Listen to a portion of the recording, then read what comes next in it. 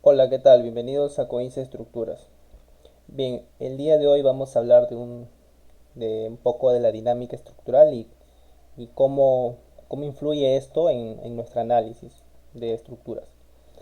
Bien, básicamente, de una forma resumida, la dinámica estructural estudia el comportamiento o la respuesta que va a tener nuestra estructura frente a agentes externos. Por ejemplo, el más conocido, entre comillas, el sismo, ¿no? Eh, es el caso más analizado para nosotros, en todo caso. Bien, para esta parte vamos a ver cómo se deducen las ecuaciones de movimiento, ¿sí? Considerando amortiguamiento y no considerando el amortiguamiento. Pero vamos primero a detallar ciertos conceptos para poder entender toda esta parte. Bien, eh, primero vamos a ver la definición de los grados de libertad. ¿Sí? Vamos a poner grados de libertad. Esto es importante. Esto lo vemos desde el análisis matricial. ¿Sí? Existen grados de libertad estáticos y dinámicos, ¿sí? Que son diferentes, no son lo mismo. ¿Sí? Bien. Eh, Desde el punto de vista estático, nos importan las cargas puntuales, las cargas que están ahí, que actúan directamente en la estructura, o sea que no dependen del tiempo y no varían en el tiempo. Si por ejemplo yo le pongo, no sé, y carga de tabique, el tabique siempre va a estar ahí con su mismo peso, su peso no va a variar, va a ser constante, ¿sí? Y desde el punto de vista dinámico, pues vemos justamente la variación de esta en función del tiempo, ¿sí? Entonces, en el estático vamos a tener esto que vemos acá. Bien, desde el punto de vista en tres dimensiones, ¿sí? Tenemos esto. Tenemos el eje X, el eje y el eje Z, ¿sí? Eh, un nudo en general tiene 6 grados de libertad, ¿sí? Como vemos en esta parte, tenemos cierto nudo en el espacio. Lo, en sí tiene infinitos grados de libertad, pero para el análisis que vamos a hacer nosotros haciendo ciertas simplificaciones, pues la analizamos en tres direcciones, que es más fácil, ¿no? Imagínense hallar cada una de las direcciones, de las infinitas direcciones que va a tener esta. Pero la reducimos a 6, que son en el eje X, en el y en el Z. Y las ciertas rotaciones que va a tener esta sobre cada una de estas, ¿no? Bien, eh, esto es en el sistema 3D. Estamos viendo de nudos, ojo, no estamos viéndolo como pórtico en sí. Para la parte, si lo analizamos en 2D, ¿qué vamos a tener? Si lo analizamos en 2D vamos a tener esto que tenemos acá. Pues acá tenemos la columna, que está acá. La viga esta está acá. Esta fue la columna anterior. Y esta es la otra columna. ¿Sí? Una vez identificado eso, tenemos lo siguiente. Esta se podría decir vertical o Z. Tenemos este X. Y esta rotación. Esta vertical es la que está acá. ¿Sí? Esta en X es esta de acá. Y esta en rotación es esta que está acá. ¿Sí? Como va a hacer rotar al nudo en este sentido. Bien, y ustedes me dirán, pues, y hay uno que se podría decir que sale de la pantalla, ¿no? Perpendicular, pues eso lo vamos a ver en la otra dirección, cuando analizamos en este sentido, o lo vemos, ese pórtico, bueno, vamos a ver este desplazamiento de acá. Bien, para esta primera parte tenemos esto. Bien, esto, analizarlo de un pórtico, pues no tenemos muchas, se nos hace muy extenso, es por eso que nosotros lo reducimos esto, ¿no? Estos 3 grados de libertad por nudo, en el caso de 2D, pues se puede reducir de cierta forma. ¿Y por qué? Como sabemos, nuestro pórtico, si vamos acá a dibujarle el 3D, pues en esta parte va a haber una losa. Y en esta losa, pues, han escuchado el término de diafragma rígido. Pues este diafragma, ¿qué hace? Este diafragma no tiene deformaciones en su plano. Se traslada y rota, pero no se deforma en su plano. ¿Qué quiere decir? Como esta vía está, se podría decir, unida a esta diafragma rígido o a esta losa, pues esta viga no va a tener deformación axial. ¿Qué va a tener? Un EA infinito. ¿Sí? Esta vertical, esta columna, ¿ustedes creen que con la capacidad de resistencia a compresión que tiene el FC, va a haber algo importante, se podría decir axialmente? Pues no, pues el EA es infinito. ¿Sí? ¿Se recuerdan de resistencia de materiales? Famosa fórmula pelea. Pues esto sale de ahí, ¿no? Si este EA es infinito, o es muy grande, se podría decir, pues esta deformación, como ustedes ven, es bien baja, o va a ser bien baja. Entonces es por eso que axialmente ya no es válido, se podría decir. O nos podemos, ¿cómo se puede decir? Podemos evitar analizarlas. Simplificando este pórtico que vemos acá, ¿no? Tenemos lo siguiente. En el eje vamos a tener 3 grados de libertad. De estos 6 que había, solamente vamos a tener 3. Ustedes dirán, ¿cuáles son? Bien, acá está el empotramiento en la base. Tenemos esto y tenemos esto. Porque la losa, de cierta forma, sí se puede flectar. ¿Se recuerdan que analizaban en resistencia de materiales la flexión de la losa? O comprobaban de flexiones. ¿Sí? Pues tenemos uno, 2 y 3. 3, ¿por qué? Como vamos a tener una fuerza en este punto, pues lo que va a hacer a esta viga no lo va a deformar axialmente, ¿sí? Lo va a trasladar. ¿Cómo vemos eso? Cuando esto se deforme va a ser así.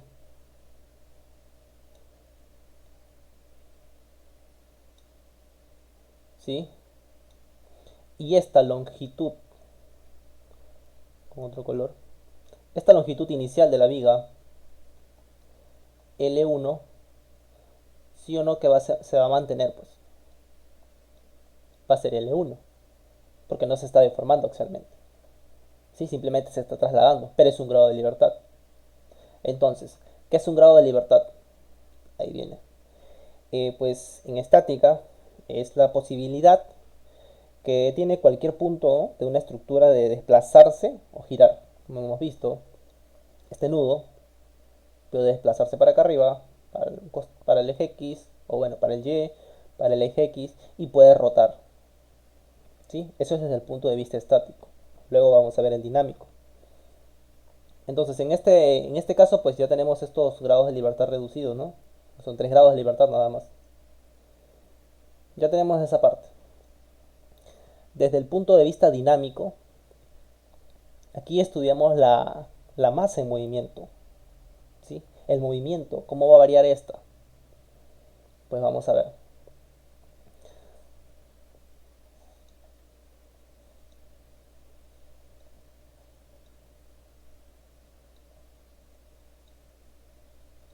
Tenemos nuestra estructura, ¿sí? ¿Qué tenemos acá?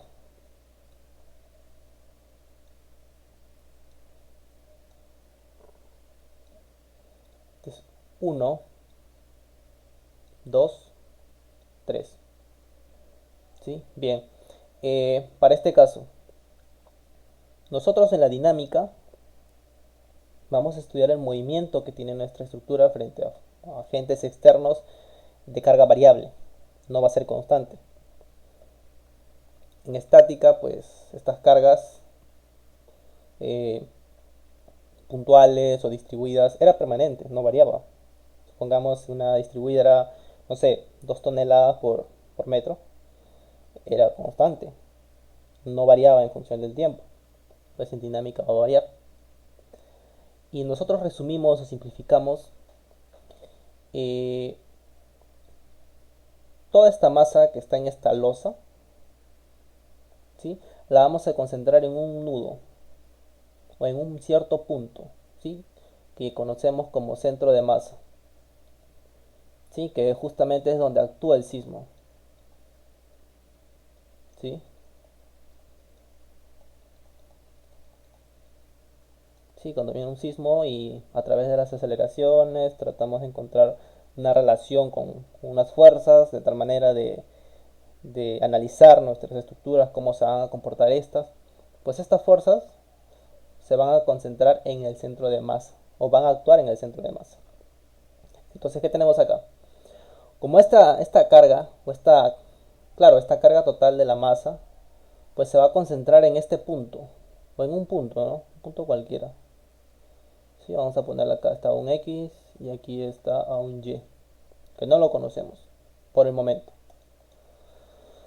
Bien, esta masa va a tener este movimiento. Se va a desplazar para este lado, para este otro, y va a rotar. ¿Sí? El diafragma va a rotar. ¿Sí? De repente va a hacer esto.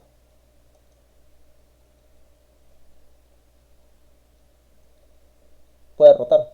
Claro, eso no, nadie dice que no puede hacer. Eso puede pasar. Pero no se está deformando en su plano. Bien, esto básicamente es el grado de libertad dinámico. ¿Sí? En el análisis estático vemos algo interesante, ¿no? Tomamos toda la carga que tenemos en la losa concentrada y lo juntamos solo en este nivel. ¿Por qué lo juntamos solo en este nivel? Porque acá es donde se concentra toda la masa. ¿Sí? El peso propio de la losa, las vigas, la carga, pues, la carga muerta, que incluyen a estas mencionadas. También tenemos la sobrecarga y demás carga que podamos tener, ¿no? Entonces, como la mayoría de la masa está acá, pues la concentramos en este nivel, ¿sí? Tenemos esto. Tenemos el siguiente pórtico. No, lo, lo ponemos en este nivel.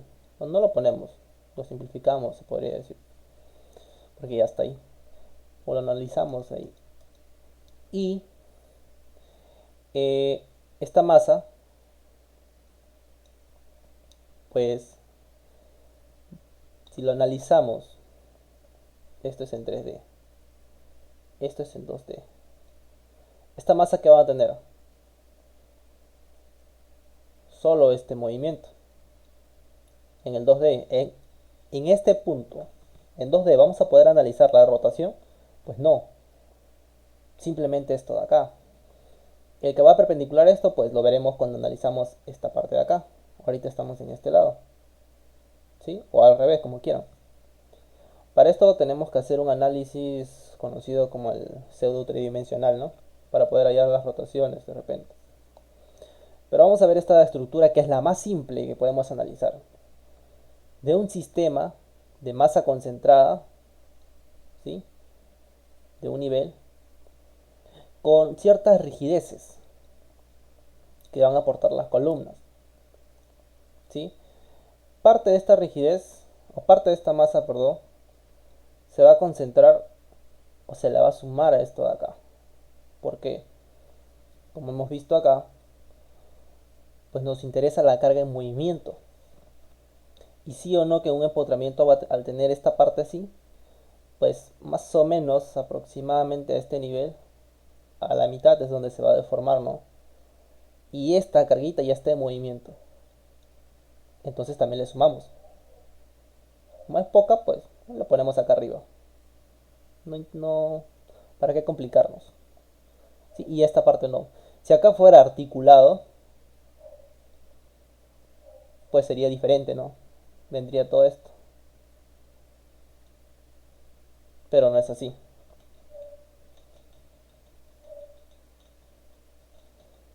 ¿Sí? Bien. Ya conociendo esto, hay que definir ahora rigidez. ¿Qué es la rigidez? Pues es la propiedad de un cuerpo, ¿sí? O elemento o estructura de oponerse a ciertas deformaciones, ¿sí? Básicamente es esto, ¿sí? Capacidad de, vamos a ponerle estructura, de oponerse al movimiento. A veces es confundido con la resistencia, que eso es algo distinto, ¿no? La resistencia es la propiedad de un cuerpo, ¿no? Un elemento o estructura igualmente, de soportar cargas sin colapsar, ¿sí? Capacidad de una estructura, ¿sí? De soportar cargas sin llegar al colapso. Aquí nos importa las deformaciones, en rigidez, qué tan rígido es. En resistencia, pues las cargas, ¿sí? Entonces son términos diferentes. Eh, la rigidez,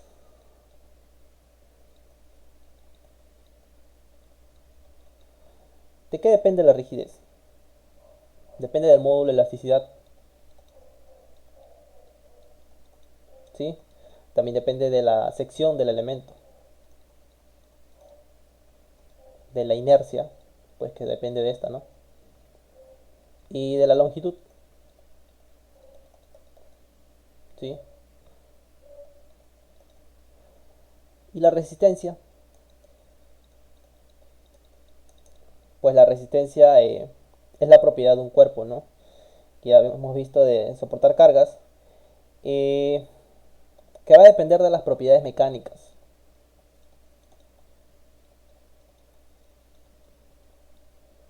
¿sí? Y del módulo de elasticidad también, y otros factores, ¿sí? Entonces ya teniendo estos conceptos, se podría decir claros, pues ahora sí podemos pasar, ¿no? A lo que estábamos, a lo que vamos a deducir a continuación. Sí, ya hemos visto este K. Es rigidez que aporta la columna a nuestra estructura, que es la más simple, como les vuelvo a mencionar, de analizarla. Bien, eh, regresando a este punto, pues todas estas rigideces que tenemos acá, o que nos van a aportar cada columna, ¿sí? Puede ser variable, esta puede ser una columna de 40 por 40, esta puede ser de 50 por 50, 60 por 60, esta, no sé, de nuevo 40 por 40, y así. Cada una va a tener una cierta rigidez y cada uno va a aportar una rigidez. Este diafragma rígido pues hace que todas nuestras columnas vayan a tener el mismo movimiento o prácticamente el mismo movimiento si es que respetamos el diafragma rígido como tal. Y es por eso importante asegurar esto, ¿no? Para tener resultados óptimos, para que la carga sísmica se redistribuya uniformemente en todos estos elementos, de acuerdo a su capacidad de cada una. Como se deforman igual, pues las rigideces suman. Si no se deformaran igual, pues no podría sumarse. De ahí la sumatoria y las inversas. Eso ya se puede analizar más detalladamente en un próximo video. Entonces estas cargas, perdón, estas rigideces las vamos a sumar y las vamos a concentrar aquí. Tenemos una rigidez. La masa, como ya hemos visto, pues concentra toda esta losa, ¿sí? Y la ponemos acá. ¿Qué tenemos? Cuando viene el sismo,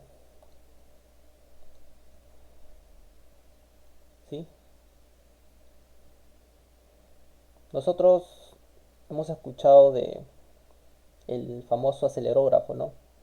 Que está en unas pequeñas estaciones que ahora se están colocando en distintas partes del Perú, ¿no? Y es bueno, pues estas nos van a registrar aceleraciones, ¿sí? Estas aceleraciones, en distintos, digamos, sentidos,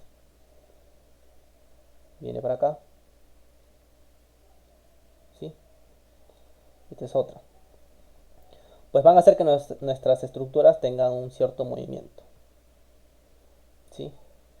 Pues bien, de forma general, vamos a verlo esto y más adelante vamos a simplificarlo a una libre, vibración libre, no amortiguada, ¿sí? Bien, cuando venga esta aceleración o cuando venga un terremoto, pues se dan cuenta que hace mover el suelo, el terreno. Por eso es que nosotros perdemos estabilidad. Entonces hay movimiento. Entonces el terreno se está desplazando, no está estático.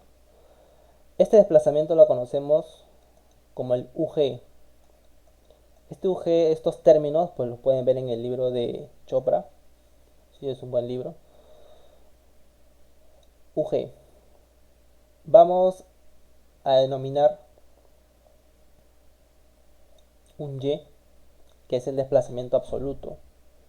Y tenemos un U con un desplazamiento relativo. Absoluto, ¿por qué? Porque estamos analizando la masa ahorita. Sí, y es el desplazamiento total de la masa respecto a su posición inicial antes del movimiento. Ahora tenemos el U, que es el desplazamiento relativo. ¿Por qué es relativo? Porque está respecto a su eje, ¿sí? A su eje en reposo, ¿sí? Bien, pues acá tenemos UG, desplazamiento del terreno, el U es el desplazamiento de la masa respecto a su base, ¿sí? Que es el desplazamiento relativo, y el Y es el desplazamiento de la masa respecto a su origen, ¿sí? El desplazamiento absoluto, el desplazamiento total que tuvo esta masa. Entonces tendríamos lo siguiente, ¿no? Y es igual a UG más U, ¿sí? Este Y es igual a UG más U. Donde si aplicamos la primera derivada, ¿en función de quién? El tiempo. Este desplazamiento va a variar en función del tiempo, ¿sí? Entonces tenemos lo siguiente. Velocidad absoluta es igual a la velocidad del terreno más la velocidad relativa. Y si volvemos a derivar,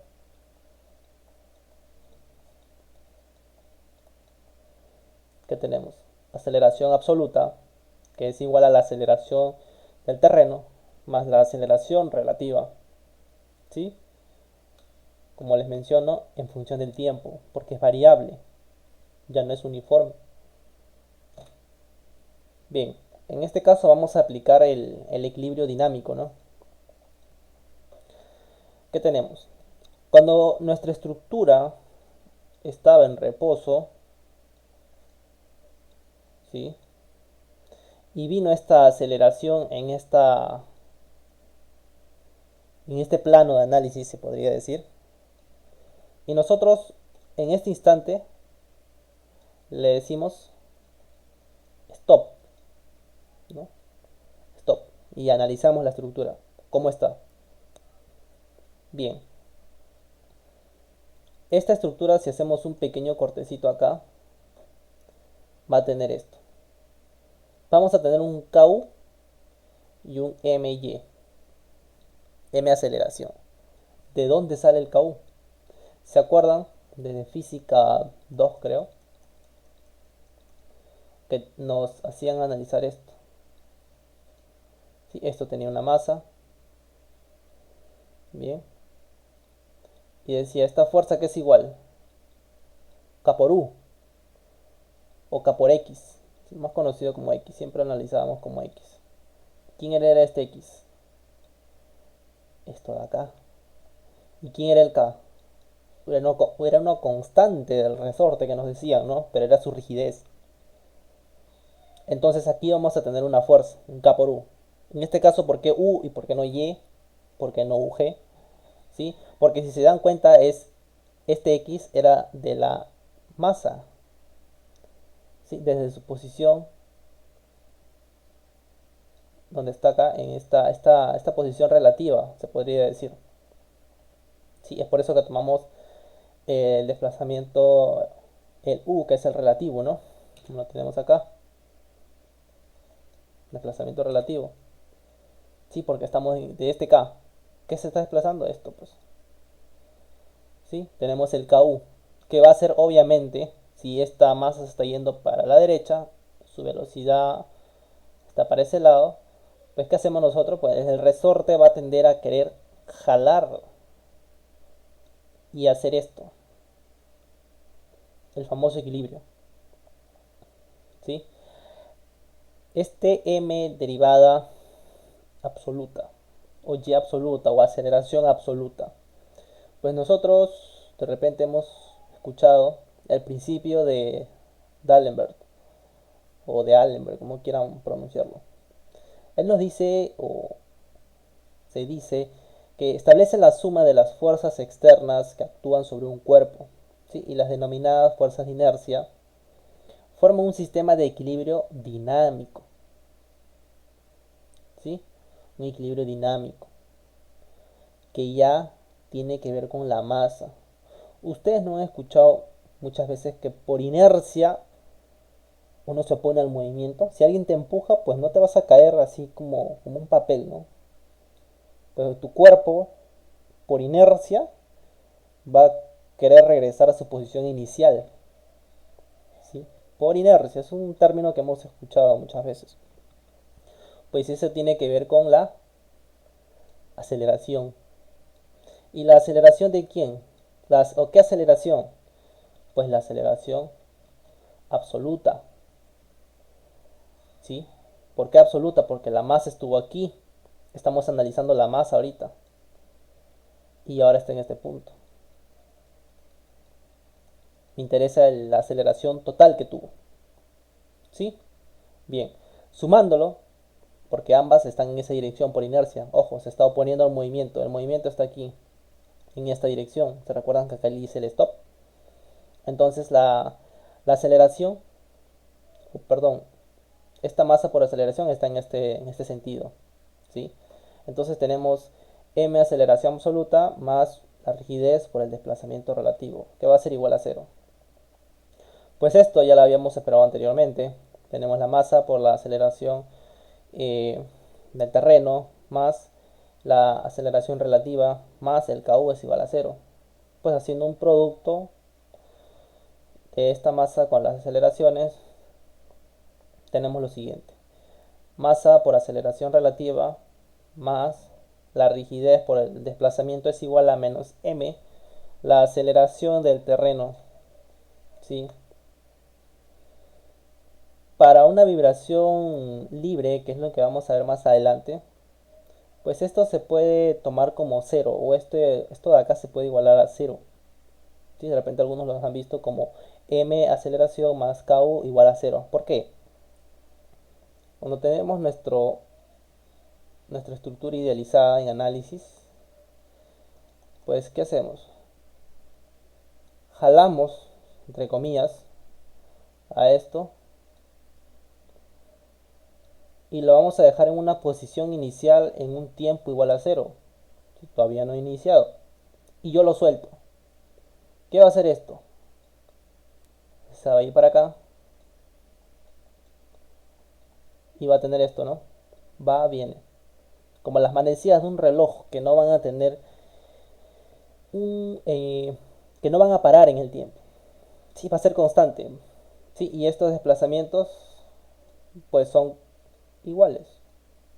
O estas amplitudes, en otras palabras. Bien, eso lo vamos a ver más adelante. Tenemos la masa, la rigidez y la aceleración relativa. ¿Sí? Esto es para el caso de la ecuación de movimiento sin amortiguamiento. Aquí no hemos visto amortiguamiento. Por eso menciono que esto es una vibración libre. Rápidamente vamos a analizar lo mismo, pero con amortiguamiento.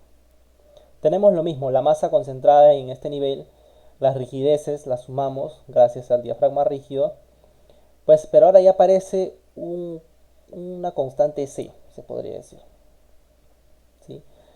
En realidad no es tanto así la parte del amortiguamiento, porque el amortiguamiento es complejo.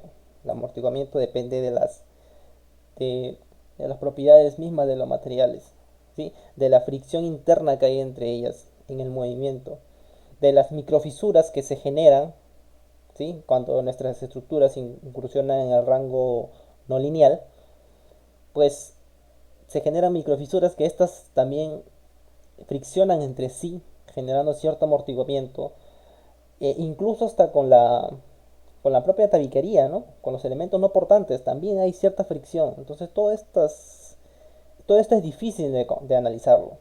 Entonces nosotros lo simplificamos en una constante. No es una constante, pero de forma de hacerlo presente en la ecuación es mediante el C. Más adelante vamos a ver, o en un siguiente video vamos a ver cómo se da solución a esto en sí. ¿Qué representa el C? ¿Sí? Pero para representarlo en la ecuación ponemos un C.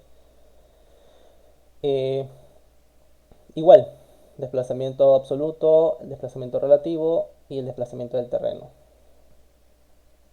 Aquí un C. Tenemos lo mismo, la igualdad, desplazamiento total es igual al desplazamiento del terreno más el desplazamiento relativo, pues hacemos las derivadas, derivada 1, derivada 2, en función del tiempo y hacemos el equilibrio dinámico. Pues aquí va el C, esto es la aceleración, ¿sí? Y esto es velocidad. Ahora el coeficiente de amortiguamiento está en función, o bueno, no está en función, sino es relativo a la velocidad, ¿sí? Y obviamente va a ser que nuestra estructura se regrese haciéndolo como hicimos, ¿no? El stop. Pues va a ser que nuestra estructura se regrese a su posición, ¿sí? Producto de esta aceleración. ¿Sí? Al igual que el KU que ya hemos analizado, el CU o C velocidad y en masa por la aceleración. Pues hacemos lo mismo básicamente.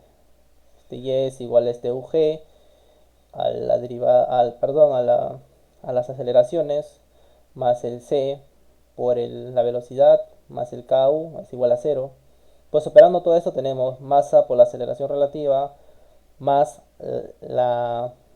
el amortiguamiento por la velocidad, más el CAP por U, que es el desplazamiento relativo. Este es igual a menos masa por la aceleración del terreno. ¿Sí? Bien, este C que nos va a hacer.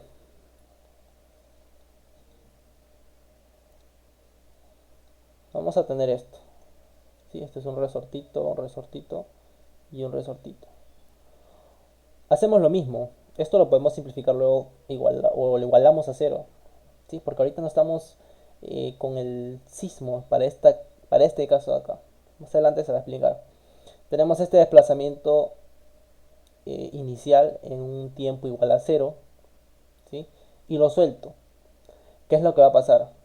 Mi estructura va a venir hasta este lado, va a regresar hacia el otro lado, pero ya no va a llegar a este desplazamiento inicial. ¿Sí?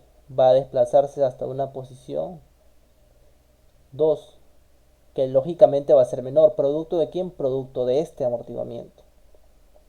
¿Sí? Y va a ser esto, lo mismo para acá, va a llegar a un punto menor a esta amplitud que va a tener esto, va a llegar aquí, va a llegar aquí y igual a su eje de posición. ¿Sí? De tal manera que se va a mantener en reposo al final de este movimiento. Eh, Eso lo vemos, ¿no? Cuando viene un terremoto, pues nuestra estructura vibra, pero no va a vibrar eternamente.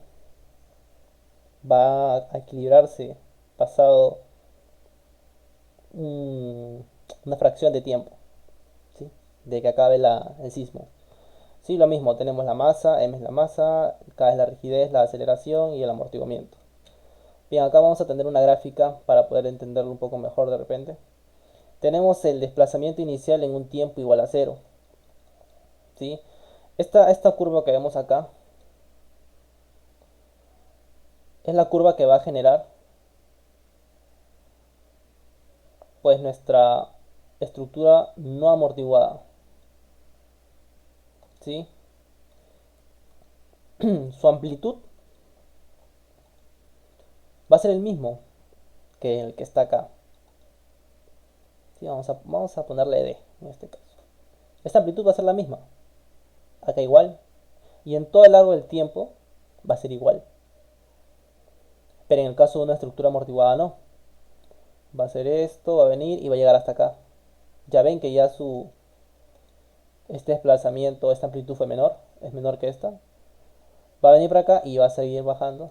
Va a seguir viniendo y va a seguir bajando su amplitud hasta llegar a cero en un determinado tiempo. No lo sé, ¿sí? Eh, Acá pues básicamente vamos a demostrar luego cómo los periodos, ¿sí?, sin amortiguamiento y con amortiguamiento van a ser prácticamente lo mismo. Es prácticamente lo mismo. Bien, esto es todo hasta este punto. Sí, espero que les haya servido de algo este video. Y nada, pues gracias y no se olviden de suscribirse, ¿no? Para subir eh, videos con contenidos de repente que nos puedan ayudar a todos. Bien, gracias.